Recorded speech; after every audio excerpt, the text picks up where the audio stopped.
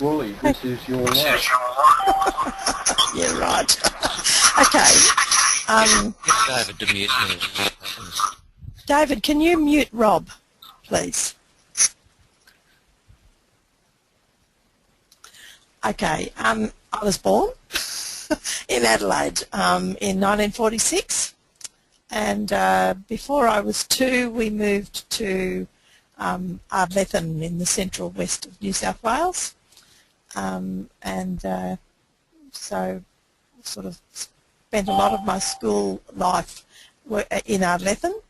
I've lived in Ardlethan and then Billawela in Queensland for a couple of years in the early to mid-50s, and then to Ardlethan again until I was the ripe old age of 16, and then I moved to Nowra and then Canberra. I achieved Year 10 at school. That's as high as you could go at Ardlethan Central. There were 5 students in my class, and that counted me as well. So not too many people to argy-bargy with or anything else. Had a great time at school. After Year 10, I had already applied for and just had to prove that I had my Year 10 certificate. Joined the Commercial Banking Company of Sydney Limited at their Beckham branch, and I worked there for approximately 9 months. That was 5 miles away from Ardlethan, and so my father bought me a $50 Honda 50, I think it was, cost about 50 pounds, I should say, and I had a special licence because I wasn't old enough to drive, and travelled backwards and forwards to work. But for the first probably 2 months, I rode a push bike there and back each day. In August of 1963, I think it was, I was transferred to Nowra, where my mum and dad had moved to, and I met Rob. Rob's and my interests, combined interests, I suppose, were dancing, movies, church, and youth fellowship. And I did meet him at church initially in June, when my sister and I visited Nowra for the weekend, and Rob had an older brother, and we met both of the boys. And walking down the footpath at night, I said to my sister, "You can have the older one and I'll have the young one." My sister didn't get the old one, but I got the young one. So yes, end of story. We were married in September 1966. Following our marriage, I left the bank, mainly because we only had one car, as most families did in those days. And Rob was forever. We didn't have a telephone. We didn't have a mobile phone. We had no way of communicating apart from when Rob was at work. We could ring on the work phones, and hazarding a guess as to what time I was going to be able to leave work was pretty difficult. So he would spend a lot of time sitting in the car waiting for me to pick me up. So I left the bank, and I got a job with an accountancy firm as a bookkeeping machinist, where I learnt a lot about reconciling bank statements and accountancy forms of bookkeeping, which is very much different to what you deal with in a bank, but still, I guess, followed the finance role and enjoyed it. I left that job in 1969 to await the birth of our first child, a boy, Mark, and then 14 months later our daughter Roz. Skip 45 years. We now have a daughter-in-law, Heather, 2 grandsons, Kieran 10 and Daniel 7, and a granddaughter, Charlotte, who is Roz's daughter. So back to Nowra. In Nowra, I wanted to go to work. This was sort of later, I guess, when the children were 10 or so. I wanted to go back to work, but I was unemployable because I was married. In fact, when I was in the bank and wanted to get married, I had to actually write a letter. The manager had to write a letter to the head office to gain approval for me to be able to continue to work after my marriage. So things have come a long way since 1966. So because I was married, I couldn't get a job. I was unemployable. Nobody wanted married women, and so I sold Avon for a while, as many people did in those days, to make some money. Then I started to sell Hobbytex, which is a fabric painting system, as a party plan, and I was very successful at that. I topped the 10 in Australia on a couple of occasions, but after 14 years I decided it was time to stop and move to Canberra, among other reasons, but it was a good idea. In the 12 months before we moved, I went back to TAFE in Nowra to refresh my typing and bookkeeping skills. But at that stage I did not do shorthand. I'd never done shorthand, and I made the decision no, I didn't want to do that. I applied for a job while I was still studying in Nowra as a typist grade 1, and won that job with Defence Supply. That was 6 months before we moved. They said they'd hold my details, and when we moved I could contact them and there'd probably be a job. In the meantime, Bob Hawke, in his wisdom, and thankfully for me, he abolished Defence Supply, so I never actually got a job there. The Department of Defence offered me a job. Then I saw an ad, I was due to start, saw an ad in the paper for the Bureau of Statistics as a typist grade 1. So I went to see them, and I started there and turned down the Defence job, which was another good decision. You can see I love Defence. My career then took off. Within 2 weeks I was made an acting personal assistant for the Deputy Statistician. I was supposed to have shorthand as a personal assistant, but of course I didn't. I did try to learn it by correspondence, which was hilarious, and I gave up. But then within 6 months I had applied for and won the position of Typist Controller Grade 4. So at the Bureau I saw the transformation of typists and word processing operators into the mainstream of the Bureau. The result for me? No job.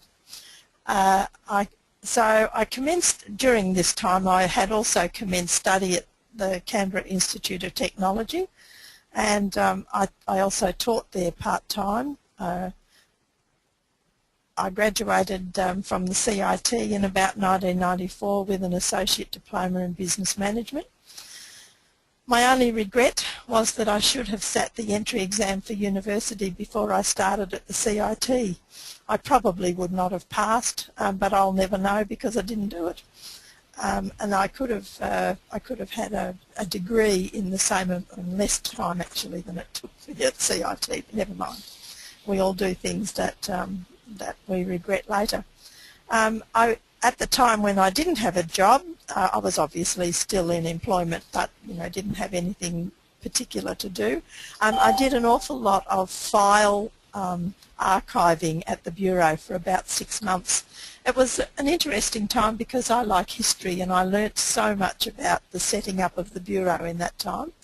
But I also applied for and was successful to go on a development program for management run by the Public Service Commission, and after the 12 months of the program I actually won a job in the Commission. I stayed at the Commission for 2 years, which was a great opportunity to spread my wings and learn so much about human resource management and training and development in particular. Did a lot of, we actually had an internal consultancy project there which I was working on, and that was fantastic. So after the Commission I moved to the Department of Community Services and Health, the Departments of Transport and Regional Development, the Department of Housing and Transport, the Department of Finance, and finally Centrelink. So I sort of didn't stay in any department more than a couple of years. And it's interesting that at the time I was at the Bureau, a very lovely lady gave me that advice. Always keep moving on and never look back. So that's what I did. My last job was with Centrelink, and it was the best job I had in the public service, despite what everybody says about Centrelink. All the while I was working, I just worked my way up the ladder, and at Centrelink, before I left, I was responsible for leadership and development nationally for all their leaders from the SES down. So I had, it was a great place to work, and I had a great job and a fantastic boss.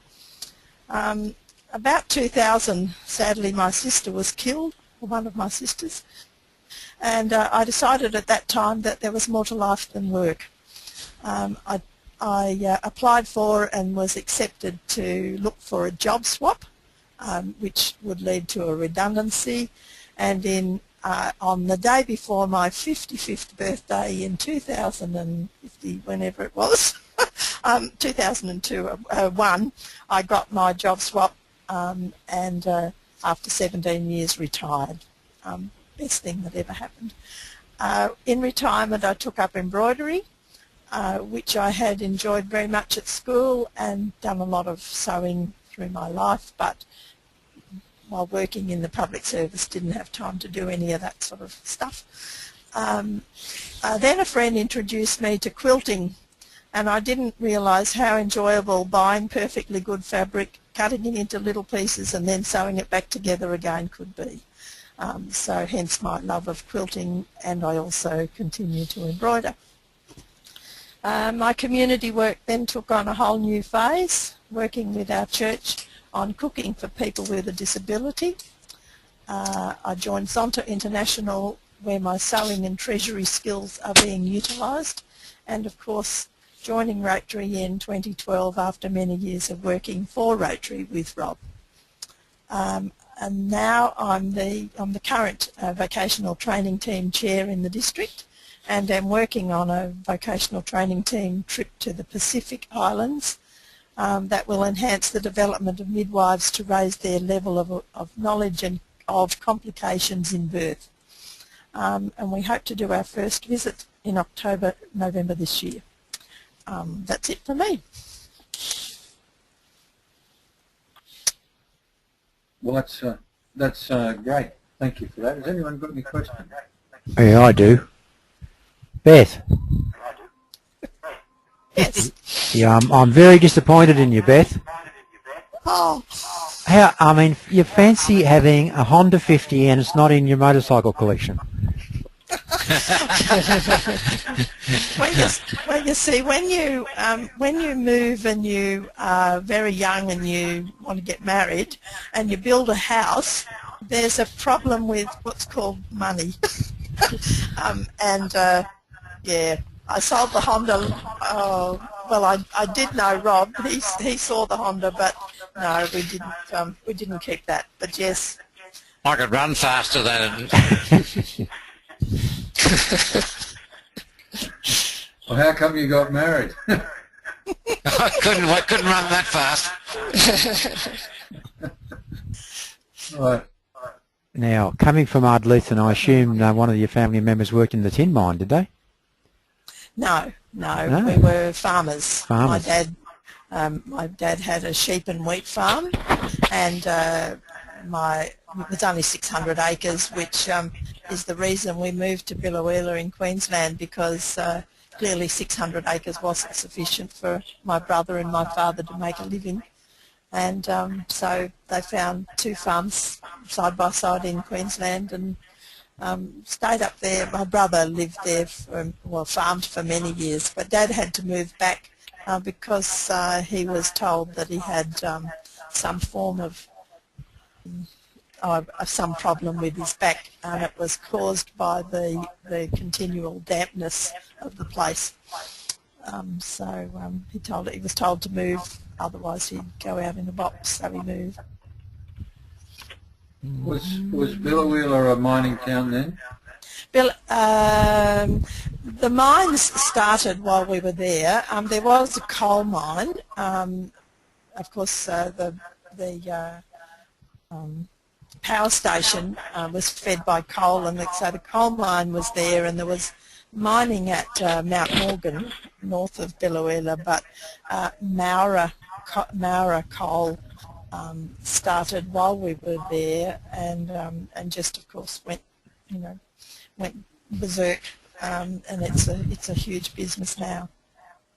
Yeah. In fact, now a couple of years ago, we were up in Biloela, and Rob took me on the back of the motorbike to do a bit of a recce around our old farm and have a bit of a look. And there's a railway line sort of through the middle of the two farms now, which is for coal. So it's very much different to what it used to be. Well, how about that? How about that? I had a sister, by the way, Beth, who lived up there for, or probably about 12 or 14 years, but that would have been in the 80s, 70s, 80s, Right. early 90s, and my nephews grew up there and went to school there, and my sister taught there. But are there any other questions for Beth? Well, look, that